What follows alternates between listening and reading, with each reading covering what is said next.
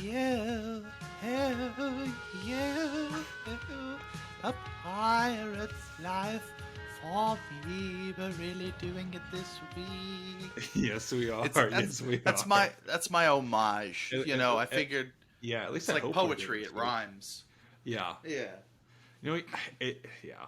So, in case you guys haven't realized, if you watched last week, we were going to talk about the Pirates of the Caribbean franchise and the ride and kind of how it's been so important not only in the theme park industry but also in the movie industry, kind of establishing some really great Disney uh, theatrical releases based around park attractions. We got sidetracked last week because we had so much news to talk about, like the Spider-Man No Way Home trailer, and what else we talked about last week? Sidetracked is an understatement. Yeah, This was just like we got just steamrolled into another just by fate, by yeah. fate. We're A touch basically of like, yeah, destiny.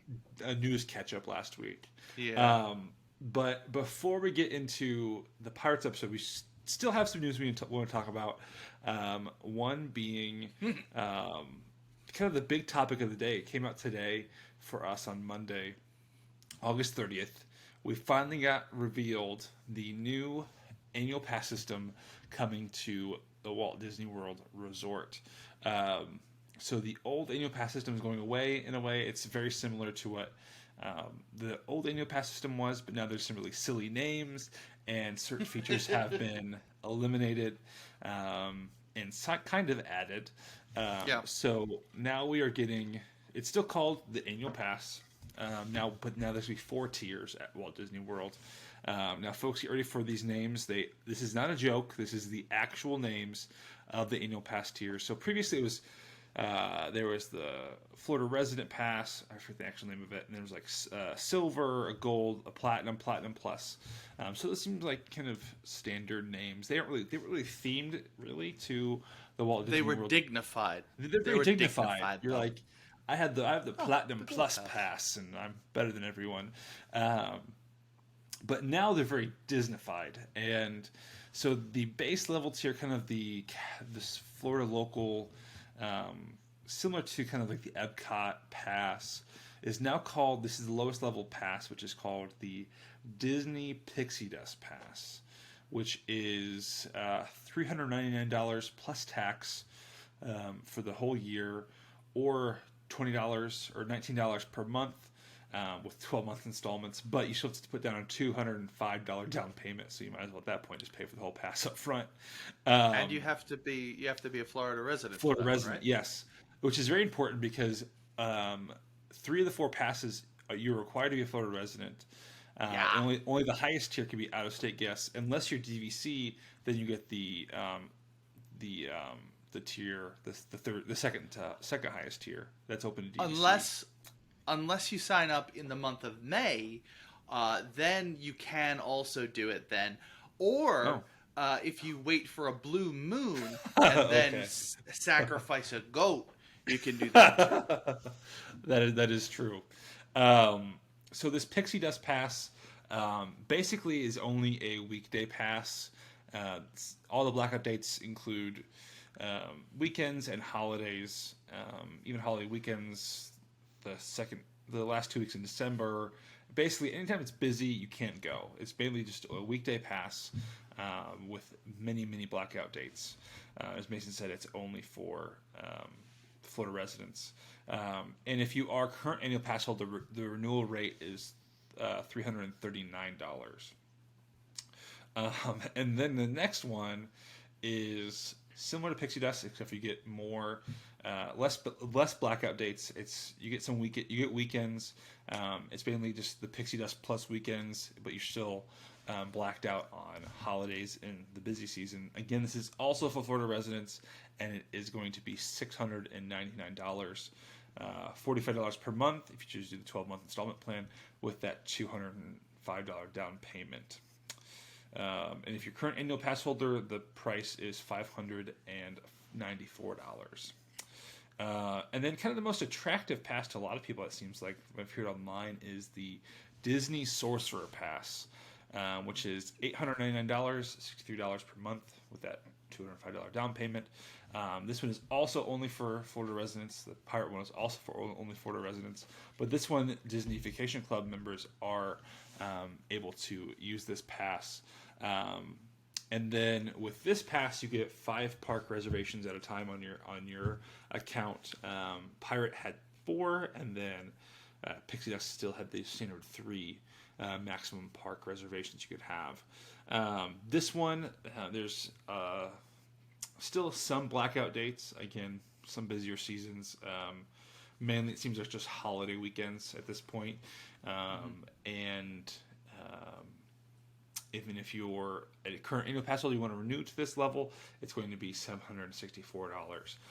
So from people online, I've heard a lot of Florida residents are looking at this pass just because it's very similar to the current price that they had with if they picked the platinum pass. You'll get there, don't worry. Yeah, and then also, if you are okay not going there on holiday weekends, this seems like a great pass for you. And then the final pass, which I think is probably the worst named pass in my opinion, is what was once the Platinum Pass is now called the Disney Incredipass. Again, I'm not sure where they came up with that name and why they chose that, but this one is going to be $1,299 plus tax, $100 a month, still with that $205 deposit at the beginning of your pass. There's no blackout dates. You can hold up to still the 5 reservations at a time on your account, and then the current renewal rate for current pass holders is going to be $1,104. When I was 12, we had to take my dad to the hospital because he had to have an Incredipass. Wow. But let me doctors for that. That's a good one. That's a good one. But real quick, so these passes still include Park Hopper, which has always been the standard for park passes or annual passes. None of these include Photo Pass, and then also the Incredipass does not include if you want to go to a water park. So those will be, from what I've heard, $100 add-ons to the to your pass. Really, in practicality, I think you should, if you want Photo Pass, just have one person in your party upgrade to that, and then if you really want to use the one open water park, you can pay $100 per year to add on the water park. So a big question mark with this pass is whether or not Genie is going to be included with that. It has not been announced either way. So we'll see. We'll see. Yeah. So, wow. Mason, what are your thoughts on this? And this has been the big scuttlebutt, the big news of the day. What is there to think? I mean, other than what, like, the majority of fans out there aren't really eligible for any of them except for the most expensive one. Yeah. And right out the gate, okay, you want that? Here's, is that? I don't know. I mean, tickets are already overpriced, so yeah. I mean, it was a lot, just for the 4 days that I went to the parks this past. Yeah. So on the one hand, it's like it's kind of like a kick in the teeth, price wise. But on the other hand, you gotta keep in mind that prices are already ridiculous, and I think it was like I think it was actually like $800 for my wife and I for those 4 days, and I don't even know if that. Yeah, just for the tickets, and I don't even know if that was. Gosh, I hope that was for both of us. I can't remember. No park hopper. It was just one park a day. Because that and it's just, again, it's getting harder and harder. The park, the crowds are getting thinner and thinner, and you're wondering, where the line is anymore. Yeah. Because it's not a secret anymore that crowds are getting thinner, and they're trying to say, oh, Delta, and oh, people are holding off for the 50th now, which is fine. This is a light time of year. Kids Yeah. are going back to school. That's understandable. You have a tremendous point here, but I think you're gonna still see there is a dip happening, and it's because it's a causality of this. So I don't know. Yeah. I don't know. Yeah, I have a hard time judging all this, like kind of like you said, right now, because it is technically it's always been the slow season. So I think right now that's just kind of how it is. I think it's really going to be a big indicator. A couple probably I don't know, because I think it's going to be busy during the 50th no matter what. At least in October. I think October's going to be busy, and then the holiday season's going to save them. And I think we really won't see the ramifications of all this until potentially March, to see if people choose to go to Disney for their spring break. I think that's gonna be the real indicator for me. Yeah. And for the Disney company is if whether or not this all this pricing is going to really suit them. I think. Yeah. They're rolling a lot of this out at a advantageous time for them, because the 50th anniversary is starting on October 1st, and that's when all the stuff's rolling out, really. At least kind of the reality of all this with Genie Plus. Annual passes, I guess, will be start selling in later September. So, but we aren't going to see kind of those crowds really kind of spike until October. And then once all of that kind of pans out, like I said, once the 50th hype kind of dies down a little bit, holidays die down, they get through that slow season that happens inevitably in January, February, and then once spring break hits is really when I think we're going to find out whether or not all this is going to be a good thing for them or not. Exactly. And so I know that for me, looking at the annual pass, just because I talked to my wife and stuff recently about how I would love to become an annual pass holder eventually, just because I think I would like to go more, and just because I'd like to go down. I've been talking about. I know you and I've talked about my plans to potentially go down for a day trip in February, just like a single day, like kind of something crazy. But I'd like to do that more, and just go down for shorter periods of time. Maybe not even staying on property all the time, just be able to go down there for a couple days here and there. And I've ran the numbers before even this, and if I know people talk about how like it's getting more expensive, but the annual pass to me is still a good deal if you're especially still a resident. Oh yeah, residents, that's a separate issue entirely. Yeah, and so I think residents fussing about it, I think they've always gotten a great deal, because if you go, I think the math's always been, I think still is, if you think about it from park hopper pricing, if you go 10 days in a year, you're paying for your annual pass already. But I think the bigger issue is park tickets for out of town guests, because I know some people for a long time were, if they went for like a week and a half, were just buying annual passes because it was cheaper. It's becoming less and less the case.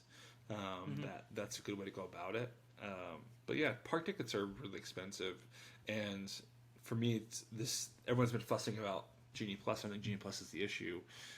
Really, the park tickets have always been the issue for me. So that's kind of my 2 cents on it.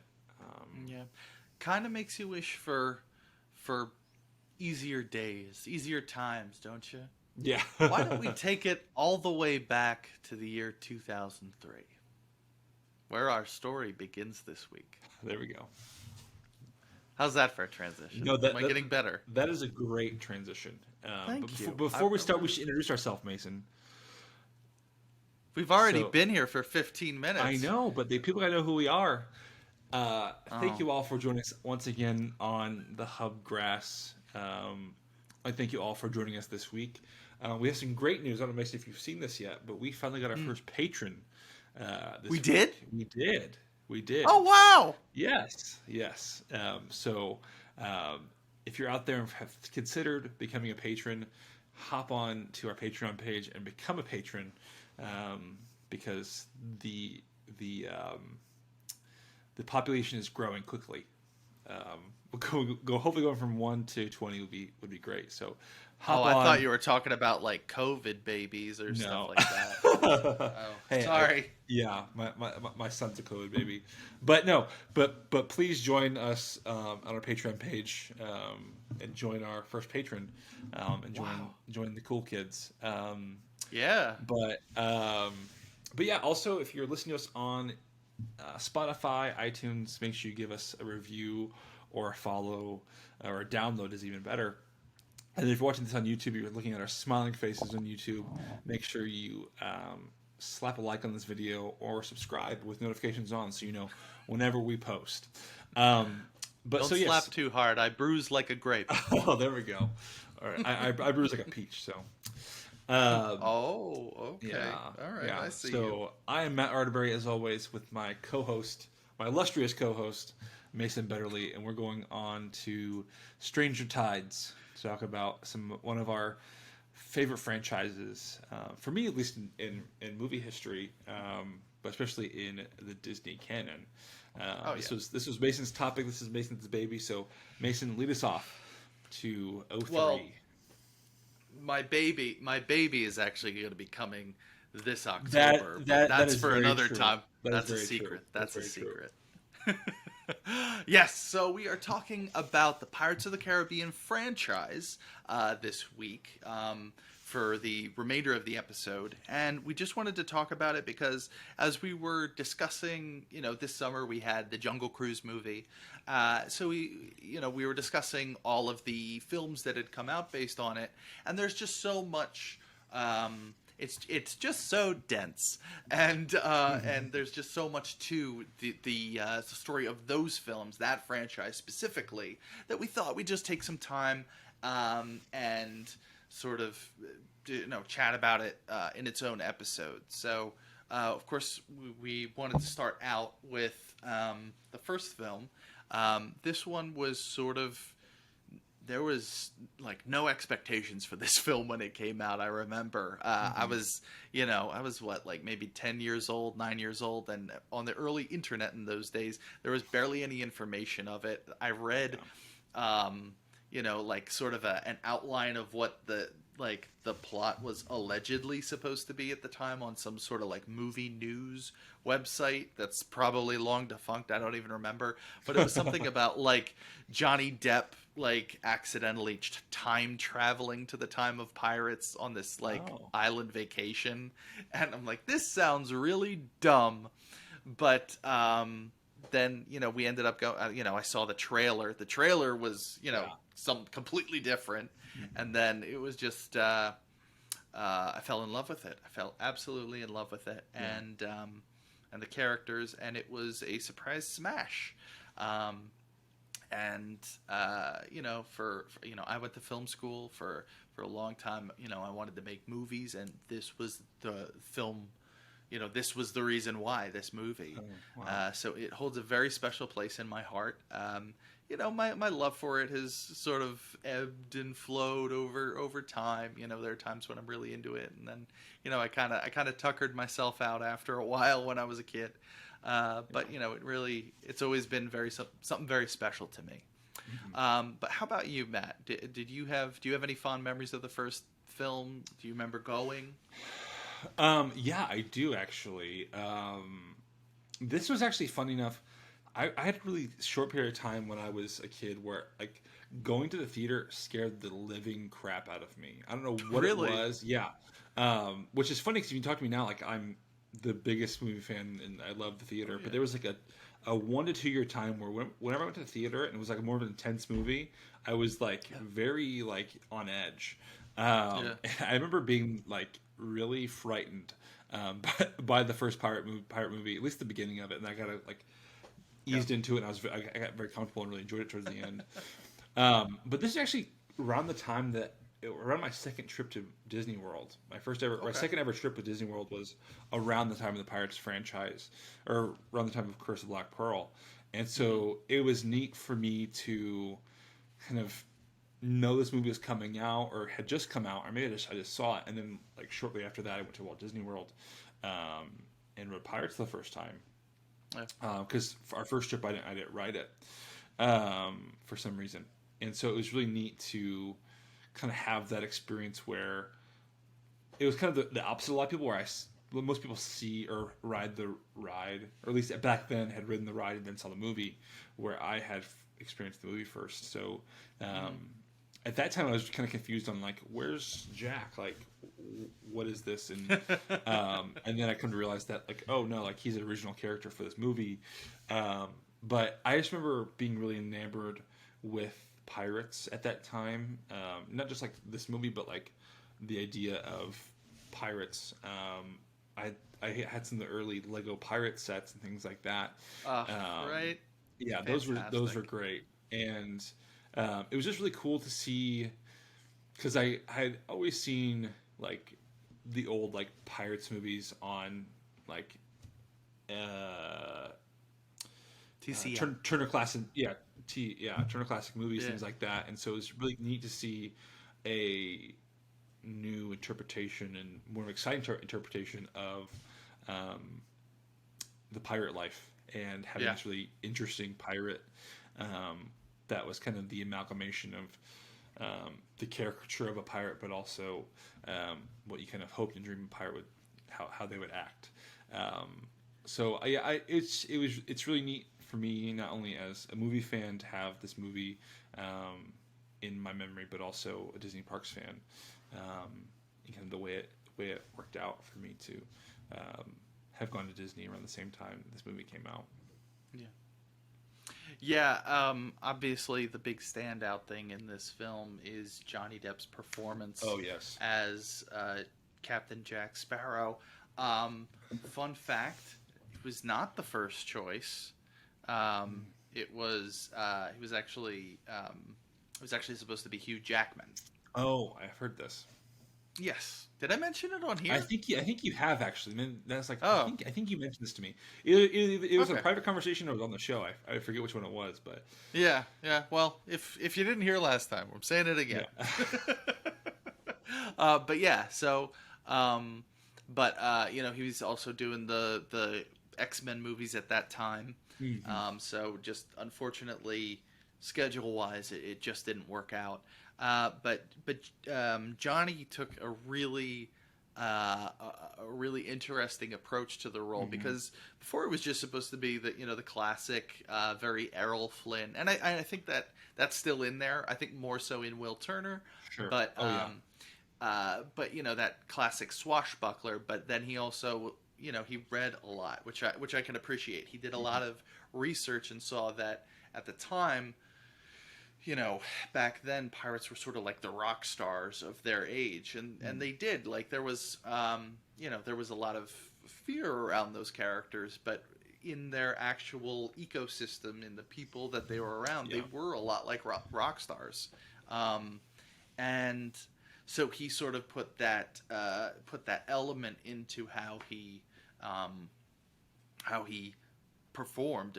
Famously, he kind of played off of Keith Richards, who ended up actually playing his father in the films, which I think is pretty great. No, yeah. One of my favorite Easter eggs. Yeah, it's absolutely wonderful when he does show up in the third film. But I think as great as his performance is, and as much of a landmark as his performance is, because he got an Oscar nomination from it. Oh, he did. I'm not surprised. And I think a lot of people, which I think says volumes. But also, you have just a fantastic cast all around. You have Orlando Bloom as Will Turner. You have Keira Knightley as, I think this is like one of her first major roles. Like, this was her breakout. I believe performance. so. Well, she was in King Arthur, but I forget when that came out. That was shortly. I think that was like 2005. Yeah. But then I think the only other major film she was in before this was actually Phantom Menace.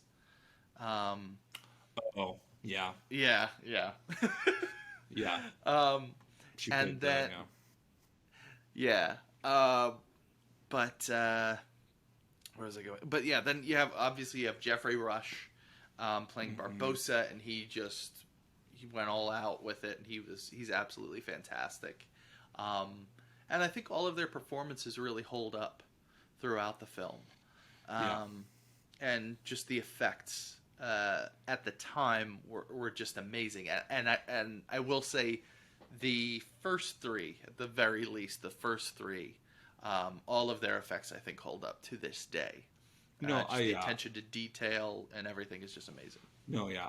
I would agree with that too. And I think it was such an important film at the time too because it was kind of like the only kind of period piece or really action film at the time that wasn't sci-fi, um, Yeah, I think Return of the King also came out in 2003. yeah, So that was like sci-fi. That was fantasy, but it was the first time in a long time we've kind of had that like that period of time where adventure the fantasy. colonialism, yeah, those action adventure movies dipped into that more historical feel, Yeah, which I think was refreshing because um, I think that's like a classic um, movie genre is the pirate, the Western films, which we hadn't seen for a long time, and I think that's why yeah, not only the performances from Johnny Depp, Orlando Bloom, Jeffrey Rush, um, really carried that film, but it was I think it was a breath of fresh air for a lot of moviegoers because absolutely. you can only see so many Matrix movies, you can only see so many Tomb Raiders, things like that, before you get a little bit exhausted. Yeah. And uh, not only that, but the score is beautiful in that movie. Oh, The comedy perfect. is spot on. I feel like pretty much every joke hits. And then for even Disney park fans, it was great because it was a great way for this beloved attraction to be translated so well into a movie. Yeah. And I think that's the great thing about this film is it does reference so much of the source material, but so elegantly, uh so subtly. It's perfect. It's Hmm. perfect. And you like when I think the biggest one that attention is drawn to is when Jack is in the prison and they're trying to get the dog, but Yeah, it's worked in so wonderfully. You have that sweeping zoom in shot on the guys trying to get the key, and yeah, instantly when you see it, but then it's just right back into the story, and it's not like, hi, this is the moment from the ride. No, yeah, it's just like, here it is, okay, let's keep moving. yeah. So it's like it's so peripheral,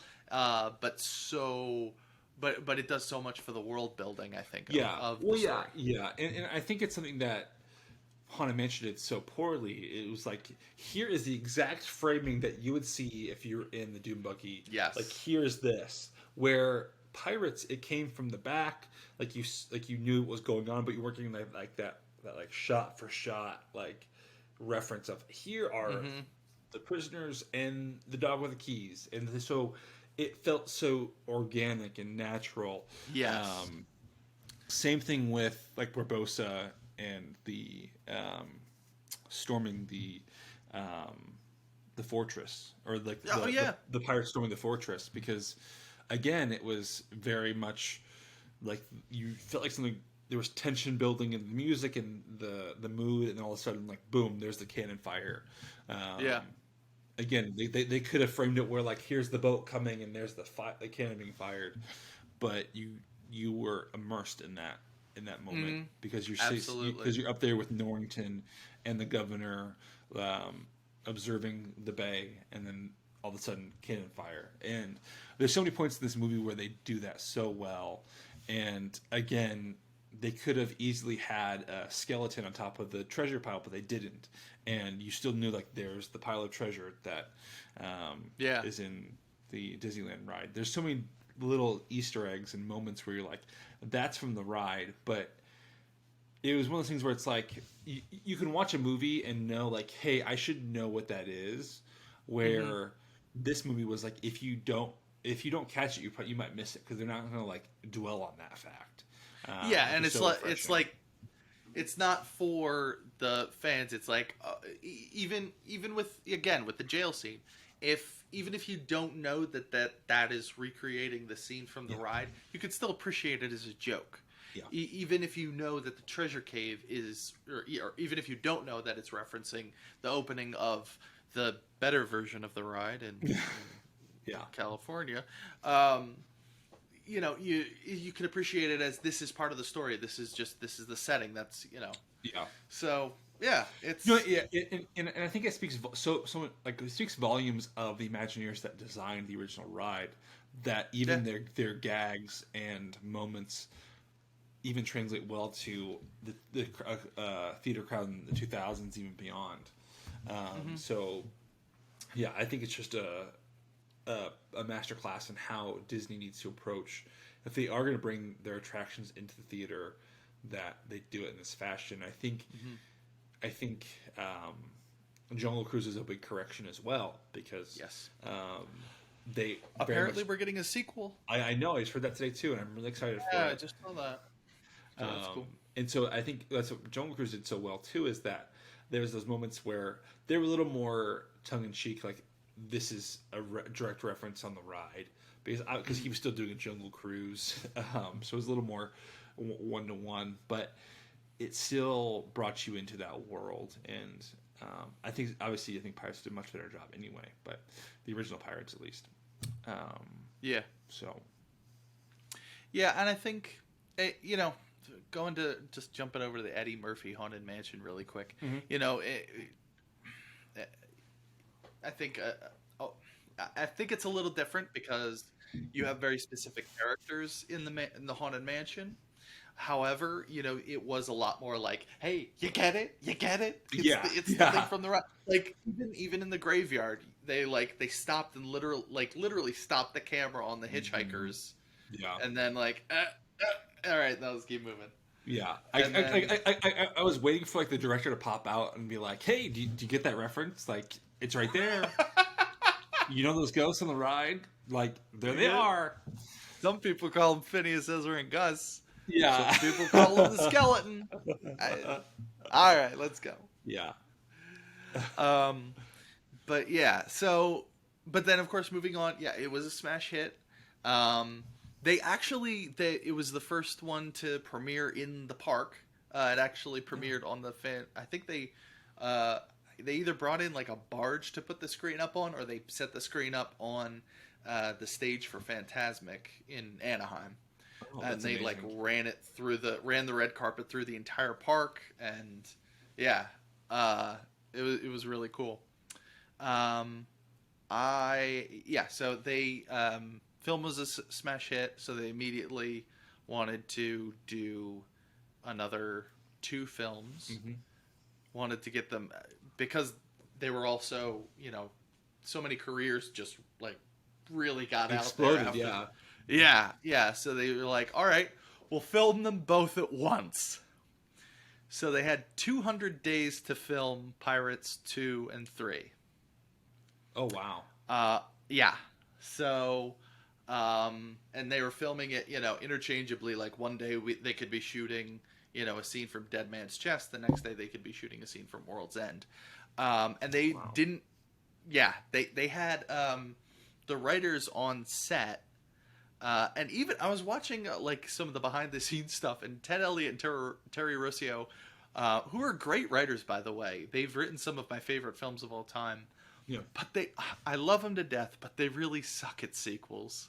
They get really convoluted with their sequels because they did it here, and they did it with the Zorro films, because Mask of Zorro is an incredible film. But the second one is just all over the place. Yeah. Guys, focus. And even they're saying, we told the story with the first one. We didn't really know where to go with the rest. Sure. And they're laughing, on the set of the second one. But they're just sort of kind of nervously laughing, haha. And I think they accomplish a lot with the films. They really do. But I think it suffers from that schedule that they were under. Yeah. And, luckily they were able to reuse a lot of stuff that they built in I think it was St. Vincent where they shot. No, I think you're right. Yeah, and it a lot of the stuff withheld a lot of the hurricanes that had been through there at the time, Mm. which I think included Katrina. Actually, Oh, that's maybe. weird. Yeah. Yeah. Wow. Remember that? Yeah, that's the right time period. Mm-hmm. Mm-hmm. Yeah. No, so I really enjoy 2 and 3, Dead Man's Chest and Mm-hmm. at World's End, because I think we got like that classic pirate film with Curse of the Black Pearl, and then I really feel like the world really opened up in Dead Man's Chest, especially, and then obviously at World's End because we got to see all the pirate lords. And so for me, Mm-hmm. it was like a fan of pirate lore was um, really excited to see these on the big screen and this interpretation that Gore Verbinski and that crew decided to take us in. Is that we got to see more to Jack's world. It was a, it was a way to do a prequel to Jack without doing a full on prequel film. Because we got to see he has this debt with Davy Jones. I think that character design is so iconic now in my Oh opinion, yeah. because we all have seen like the large bearded pirates, but this is a way that totally new interpretation of who Davy Jones was, Yeah. or could be in film, where he is completely a part of the sea and now is like taking on the characteristics of sea animals, and his entire crew has been mutated into these kind of sea zombie like nightmares. Mm-hmm. And it was really great to see the Flying Dutchman and how formidable that ship was. And I personally love that film as well. Obviously, Curse of the Black Pearl is it's amongst it's on its own tier for me. But Yeah. these other two films, I personally love the whole Nine Pirate Lords concept. Yes. I Yeah, think that concept. that's so fun. Oh yeah, that's great. I think, and it's very clever. And I wish we got to explore that more than Mhm. Jack, like going nuts and having multiple versions of him. Into the Sparrowverse, Yeah, basically going on yeah, while they fight over a peanut. Um, yeah. it's what the third film becomes, and it's just like, okay, Mhm. you have some really cool stuff here.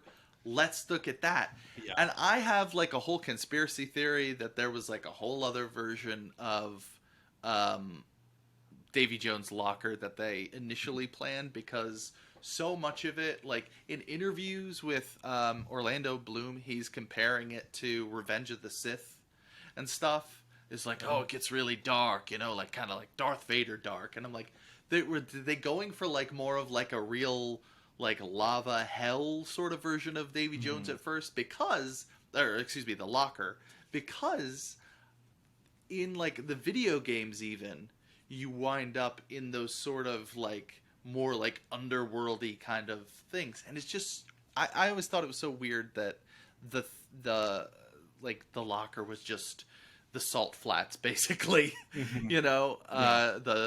The and then you show up there again if you're a fan of Gore Verbinski's work. You show up there again in Rango, which is one of the greatest animated films of all time. But that's a separate Yeah. thing entirely. But um, No. but yeah, Yeah. yeah. Go ahead. Go ahead. Go ahead. Well, I was say with the locker, for me, it was very much akin to like Dante's Inferno, where Dante like takes hell. Like his concept of hell is not like fire and brimstone, but it's like the absence of the warmth of God. So it's like icy and cold at in the Okay. pits of hell. And so like you ever been like so cold like where it feels like you're almost being burnt. That's kind of Uh-huh. how Dante envisions his hell. And for me, it made sense for Jack to be in this kind of salt flat because it's like the absence of a pirate. The Like sea. yeah, exactly. It's like the sea is all wet and you're in water where like the salt flats is the exact opposite. It's the absence of the water. You're just left with the salt. So that's kind of I've always interpreted it. Huh. And it's always made You're sense to me in opening that my way. eyes. Yeah, there you go. So it felt very Dante to me, and you're kind of stuck to your own devices, and you're stuck with like contemplating your life, in what you've done, which in turn Jack goes insane, and what like some of his selves kill the other selves, and I've always felt that moment was very symbolic, and I watching it again recently, I found some beauty in it, in that way. Yeah. Well, and there was a lot with, recently I did a post on this. There was a lot that got deleted. There was other things about Jack Sparrow that got, his backstory got deleted, and that Which is fascinating to me. Yeah, because I think it explains so much, and I think there are so many things in his character throughout his arc in that film alone, that it would have lent so much. But again, there's a scene where he's talking with Beckett, and Beckett, basically is talking about their backstory, and he says, you were supposed to deliver cargo for me, and Jack says, people aren't cargo, or people aren't cargo, mate. Mm-hmm. And so basically he's saying, he was trying to get him to be part of the slave trade. Yeah. Jack didn't. He liberated the slaves instead. And it explains so much, because there are all these people crying and weeping for Jack when he dies at the end of Curse of the Black Pearl. They're probably all the freed slaves. Honestly, yeah. And that's probably also how he met Tia Dalma. Maybe he was finding a safe place. Whoa! She made a safe place for all of them. Yeah, they're all the people that he freed, and they're all weeping because like he's a hero to them. He is a hero, Yeah. And it just adds so much. Do you mean Dead Man's Chest? Yeah, Dead Man's Chest. Okay. I'm sorry. Yeah, you're good. Yeah, and so there's that, and it adds this tragic thing because he was doing good, and it it changes so much of how his character was formed. Yeah. And that's so cool. But at the same time, and that's why allegedly that's why the kind of dark humor of why Davy Jones wants 100 souls, because that's how many he freed. So it's like a cool twist of irony. It's like, I gotcha. But then him being so willing is sort of why they pulled it out, because they felt it would be weird if he was so ready to do it. Gotcha. Well, and I think leaving that in, just because you can tell throughout the movies that obviously Jack's a pirate, and he's done a lot of bad things in his life. But at the end of the day, he's kind of a Robin Hood character, in my opinion. His intentions, he will still go and save the damsel. He'll still go and sacrifice himself. We see it with when he's consumed by the Kraken. He gives up his life because he knows like it's really coming for him, and there's no reason for everyone else to die at the hands of the Kraken. And so just kind of knowing that, and to me, like that whole part of it's canon, in my opinion.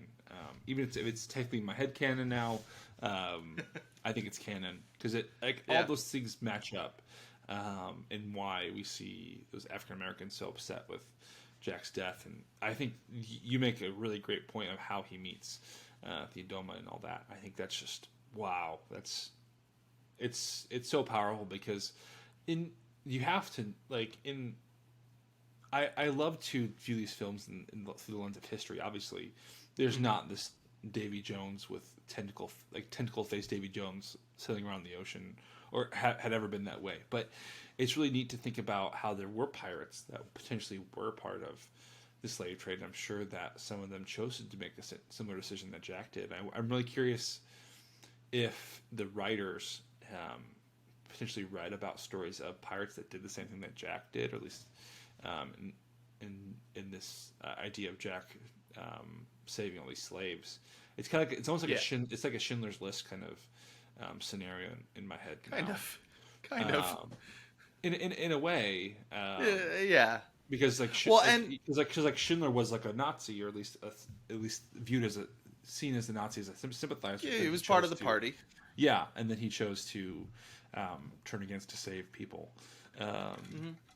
So I'm really curious if like that was a thing that happened in history. Oh yeah, I'm sure there was. So yeah, there were some who were even commissioned by the crown to keep the trade going. Yeah, and then there were some who specifically targeted merchant ships. I mean, there were merchant ships. That was sort of the bread and butter. A lot of what we know about piracy is sort of what the wealthy wanted us to see, because at the end of the day they were ruining their cargo, their money. They were stealing their money. It wasn't so much people, poor people, or everyday Joes. It was, you stole my sugarcane, spices, and tobacco, you randy rogue. So it was more the demonization of them for that. There were plenty of liberated slaves that joined, and became their own pirates. They're famous pirates who that was their story. And I would love to see, if they did reboot this, I would love to see that get addressed. I would love to see that get addressed. Even have like Idris Elba be like the main, be like the sort of the new quote unquote Jack Sparrow, of the series, along Margot. Well, they were just in a movie together, so they already work. Work together. There you go. But if you had a cool character like that, with that as their backstory, there's so much rich and complex issues you can delve into with that. I think it's worth talking about, and it's worth exploring, and you can have some really interesting conversations. I agree with that. And you can even weave it into the Pirates lore, or make it sort of retconned in, where it's sort of like, yeah, that part was true, or just reference it like, hey, yeah, and a pirate, I was supposed to go to Jamaica and spend the rest of my life in the hot sun, and then someone made another choice. Yeah. So, even just simple as that, if you want to work it in, or do your universes or what have you. But anyway, I know it's a sidetrack, but a lot got left on the cutting room floor is what I think what we're trying to say, and a lot of it was good stuff. And I think if they had more time to make these decisions, that's true. Now all these close deadlines, they might have been able to do more with them. I think we did get good films. They don't reach the level of the first one. No. I don't think they necessarily have to. I think Dead Man's Chest is a lot of fun, and there's just, I don't know, there's so much jungle and greenery in it. I feel like the first one, you're in the caves and like in the fog at sea a lot. But you're in jungle so much in the second one, and it's a lot of fun. It feels so lively. The final fight with the water wheel is just incredible, over the top, ridiculous, but I love it. Because I think it like you said, it touches on so many different environments that you kind of associate with piracy, like the treasure caves and the ports and things like that. But then you said with Dead Man's Chest, you get into that more tropical feel of where they're looking for treasure and things like that. So I think that's and then obviously in On Stranger Tides. Or World's End, yeah, not on Stranger Tides. World's End. That's next. We're almost there. We get to kind of like the kind of bayou, witch doctor, kind of the magic. Do that, and then, but also the whole world. Like the whole world opens up so much. You start in Singapore, but I think that's so cool, because it wasn't just the Caribbean. There was the Indian Ocean. There were so many things going on. The Pacific Ocean, there were things going on. It's and we focus so much in, I feel like, the European, North American part of the world with history, and there were so many interesting things and interesting characters. Yeah. Because a lot of these characters are pulled from actual history. Yeah. So, which I love. Yeah. yeah. So it's really cool, I think. Very, yeah. And honestly, I think the Singapore stuff was one of my favorite parts of that movie because it felt so different than what we saw in the previous films, and then to have like this, I loved the pirate fortress scenes because we see how they all interact, and this is this grandiose place where these pirates have been hiding and plotting and collaborating and fighting. It's just I tried to start my own brethren court amongst my friends. How'd that go? Well, I'm here, so you tell me. What was going to be your piece of 8? I have an actual coin from the Treasure Cave set. That's cool. So I think it was going to be that, if I remember correctly. That's fun. Yeah. I have no idea where it is now, but I knew then. But so I think it was going to be that, or some thing, something ridiculous. That's fun. Picture of a high school crush. I don't know. It was weird. Not even high school. That was middle school. So yeah. So if it was high school, I would need to have a serious talk with somebody. Someone would need to have a serious talk with me. But yeah, but in high school, when I was in high school, 2011, we finally got a follow-up on Stranger Tides based on a book. It was an adaptation of an actual book called On Stranger Tides. Oh, really? And they actually just worked Captain Jack Sparrow into it. Yeah. It feels like they just tossed Captain Jack Sparrow into it. Well, because it's funny because it feels so... Not only is the story so far dissociated from the trilogy, but it was a big time jump because it was 2003 for Black Pearl, and then we had 3 years before Dead Man's Chest. Then we only had 1 year before. It was like only 1 year gap between Dead Man's Chest and at World's End, so it was kind of out of left field that they decided to almost kind of reboot or at least restart the franchise in a way. Mm-hmm. Just spin it off so differently. I mean, you did have a lot of returning cast. You had Gibbs show back up. Mm-hmm. You had Barbossa. Obviously, you had Jack. Yeah. But then you didn't even have the Pearl in the film because it was shrunken into a... Yeah. Like, what? Okay. Just a lot of weird plot elements. Yeah. Keith Richards just show up in that movie as well. Yes, he does. And honestly, I like the oh no, I just forgot his name. Ian McShane, I think it is, as Blackbeard. I thought he was pretty good. Oh yeah. Yeah. And Penelope Cruz was all right. It was weird. It was just a very weird film.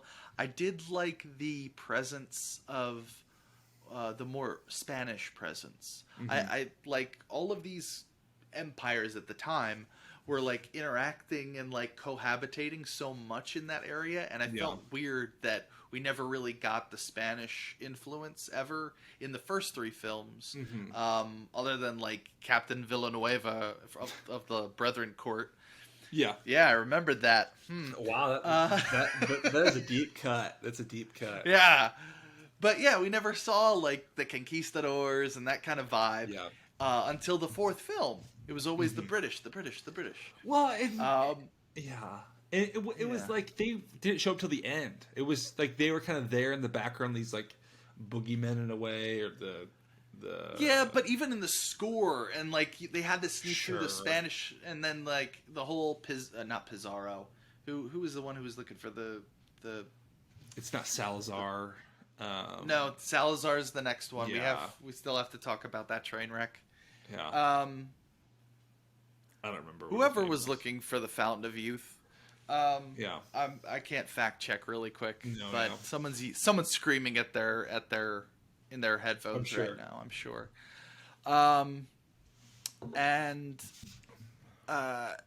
So it was.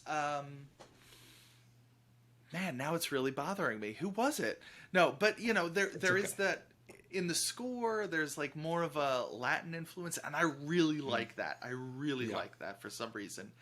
Also, one thing that does make me really sad is the one guy. He's been in all the pirate films up through then, and he was the guy who was like, "That's got to be the best pirate I've ever seen," and he just gets wasted in this film. Like he's about to like claim the Fountain of Youth for England, and the Spanish guy just shoots him point blank, and he's like, "Someone please note that man's bravery." And I'm like, that's a really good line, but oh my gosh, I liked that guy. He was just it always felt like he was sort of the like optimistic British guy, like, yeah, you're a cool pirate, all right. Yeah, kind of always pulling for them a little bit. Yeah, and this movie for me was, like I said, I love the idea of like venturing into this like these old folk tales, these pirate lore stories, and we finally see Blackbeard, which was great, and then the Fountain of Youth has always been this kind of wives' tale or like myth that we get to finally see this. But I feel like this was kind of the tipping point of we got this movie, and this is like the craziness that led us to get into Dead Man Tells No Tales. Because like we get to see like the mermaids, which is kind of neat, which is an interesting way to I really didn't hate it. I obviously I don't choose to watch this movie very often, but I enjoy its moments. You're right. They do have moments. Yeah. The lassos or whatever the mermaids have are weird. Sure. They're like Spider-Man. Yeah. Whoa! Like, what are you doing? Yeah. I think it was a pretty fateful interpretation of what mermaids were in mythology. Yeah, I mean, they are dangerous. Yeah, very dangerous. Just because like the typical zeitgeist of mermaids, the culture on mermaids is that are like Ariel and things like that. Where I think this movie, as well as Harry Potter and the Goblet of Fire, kind of go to this kind of more true to mythology take on mermaids. And the 2003 live-action Peter Pan. That was not Disney. Oh, a lot of people forget about that, but that was fair. That was a really good film. But yeah, and then also a lot of the mythology around Blackbeard, because this takes place after he died. Famously, the story is that he was beheaded on the ship, that on the Queen Anne's Revenge, and the body was thrown overboard, and it swam around the ship like 7 times or 13 times or something, and then like the head was hung from the bowsprit or what have you. So like they mentioned the whole thing that he like swam around the ship and didn't die and stuff after his final battle. So it was really interesting that they decided to keep that. And I'm like, all right, yeah, sure, keep it. Yeah. Why not? And I like the opening chase in London. I thought that was pretty neat. It was whenever you see Jack or Johnny Depp do the kind of akin to what we saw from the first Pirates movie, to kind of his skill of escape, but also kind of strategy in close quarters combat and things like that. It's always really fun. Yeah, absolutely. But then of course we do have Dead Men Tell No Tales, and this one wasn't. I don't think it was written by Ted Elliott and Terry Rossio. I don't think any of like the original production. No, you're right. Terry was part of it, but not. Okay. Ted. It's a mess. Just it's horrendous. It doesn't very bad. It doesn't even have a actual score. It's just repeated cues and stuff from the original films, and it was just sort of like you guys really want that stuff back, let's put that back in, and let's pick this plot thread back up, but also not fully. Like it can undo all the curses. Like it's Yeah. the Poseidon's trident or whatever can undo every curse. And I'm like, well, why weren't we looking for that Yeah. in the first film or every film? Yeah, or like why is Barbossa going after Will but not going after or the Turner child in their mind?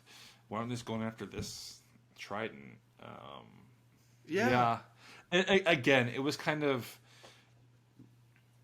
I love the mythology and them going into that lore of that time, but then like they went totally off their rocker with this part. Like it was Absolutely like nuts. it was just like I can feed into the Fountain of Youth and I could feed into Cursed Pirates and Davy Jones, but then all of a sudden you're like looking for the Triton of Poseidon. Like, come on. Yeah. It was like Absurd. it was like that. Like the believability at that point was Oh yeah. like totally thrown out the door. The Yeah. illusion was totally broken at that point. Mm-hmm. I think you know, the villain in this one, Salazar, I think it was. I think he's okay. The effect is cool with like how he's like kind of a ghost, Yeah. just straight out ghost pirate.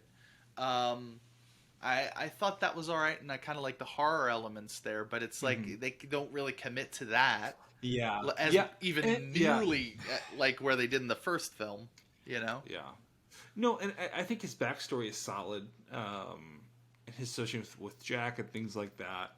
But then the payoff wasn't there. I think No. that Salazar in a different movie would be much better suited, but this was like you gotta have like the kind of over the top villain of Salazar, and then you have this end goal of the Trident, and just kind of it was too much.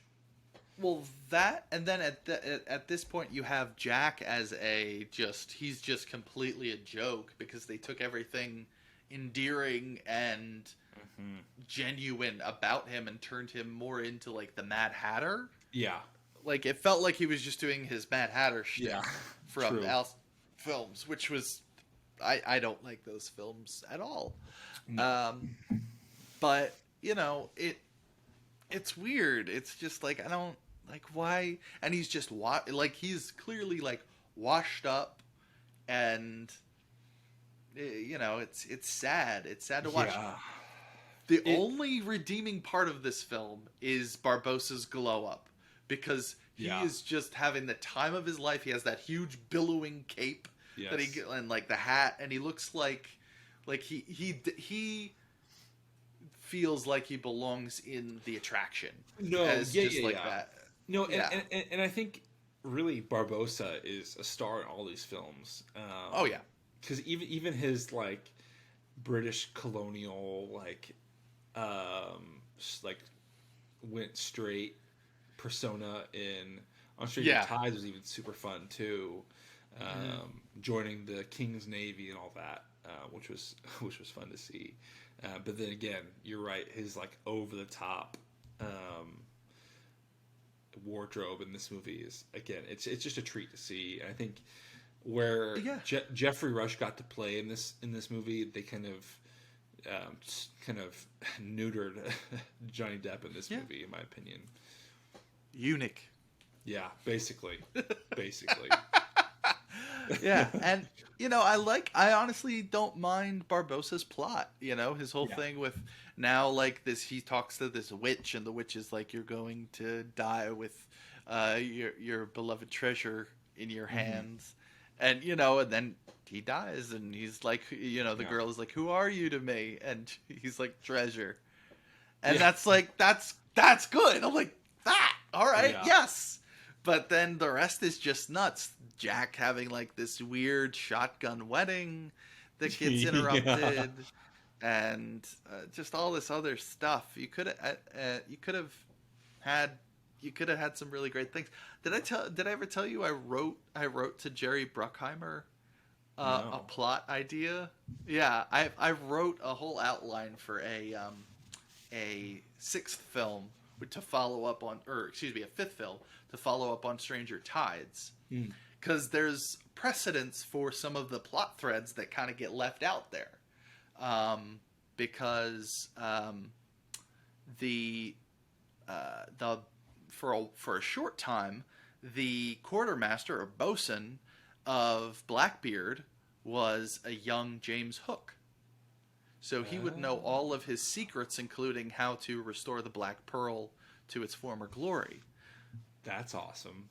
So, but he worked. But my idea was that he was going to work out a deal with Jack. So he's like, you find me the way across. Basically, the long story short is, you help me find the way to Neverland, and I'll restore your ship. And it was going to be the way to get to Neverland at the time was passing this giant stone guardian, which was the crocodile, and crossing the seventh sea, which was sort of like went into the stars and led to Neverland. But I wrote this whole like letter and pitch up, and then I got like a rejection thing from the from like United Artists or whatever, saying, you know, we can't, there's copyright, you can't mess with that, and he can't even read this. So I was like, oh, well, you know, it was worth a shot. But it was going to like serve as a Peter Pan prequel while also integrating Jack in and Barbossa and all this stuff. So that's fun. And it would take, like, it would start in New Orleans, like a young New Orleans that hadn't, you know, that was just starting. Yeah. You know, so you could work in New Orleans. That's really cool. And all that stuff. Yeah. That's awesome. Yeah, the Dead Men Tell No Tales is a mess. And then that after credit scene that Davy Jones was somehow back because curses had been undone. But then if all curses were undone, how is his curse now relevant again? It's just a mess. Sure. So. Yeah. It's like such a high in the first movie, and then obviously it's went to the garbage. But Pirates of Diminishing Returns, am I right? Exactly.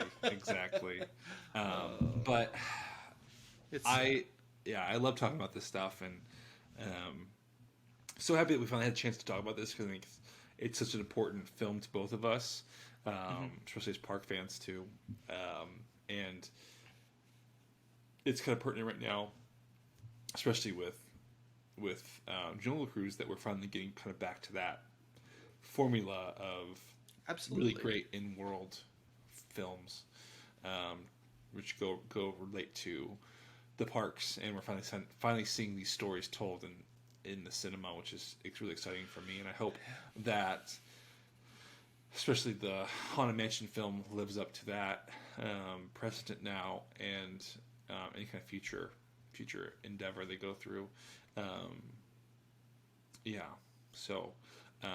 But I think we do have a Fast Pass to Pirates coming up. I didn't pay for that. Hey, get it while it's free, you know. Yes. No, we should get going. Free. Get it while it's free. Get going. But so, like, as always, we really enjoyed our time with you today. If you want more Hubgrass in your life, you can see us separately. You can find Mason on TikTok at Unofficial Disney CEO, or myself on Instagram at Matt Arterberry, or on YouTube, where my wife and I have a fun YouTube channel at Matt and Mary Kate. Or you can see us together, as always, on Instagram at On the Hubgrass Pod, where we post content regularly and keep in contact with all of you. But if you'd like to get more, if you'd like to help us out further to make the show better, please consider joining our Patreon, joining our first patron on our Patreon page, which will be linked below, to help us make the show even better. But as always, remember, there is a great, big, beautiful podcast. It's just a stream away. See you on the Hubgrass, folks. Now, bring me that horizon.